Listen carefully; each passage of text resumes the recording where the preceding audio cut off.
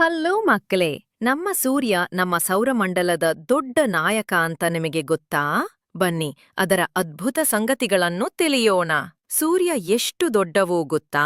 13 lac ಭೂಮಿಗಳು ಅದರೊಳಗೆ ಸರಿಯಾಗಿ ಸೇರಬಹುದು. ಸೂರ್ಯನ ಮಧ್ಯಭಾಗದ ಉಷ್ಣಾಂಶ ಸುಮಾರು 1.5 ಕೋಟಿ ಡಿಗ್ರಿ ಸೆಲ್ಸಿಯಸ್. ಭೂಮಿಯ ಯಾವ ಬೆಂಕಿಗಿಂತಲೂ ಹೆಚ್ಚು ಬಿಸಿ.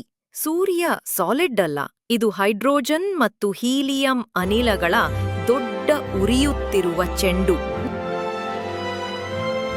ನಮಗೆ ಬೆಳಕು, ಉಷ್ಣ, ಶಕ್ತಿ ಕೊಡುವುದು ಸೂರ್ಯ. ಸಸ್ಯಗಳು ಬೆಳೆಯಲು, ನಾವು ಬದುಕಲು ಇದು ಮುಖ್ಯ.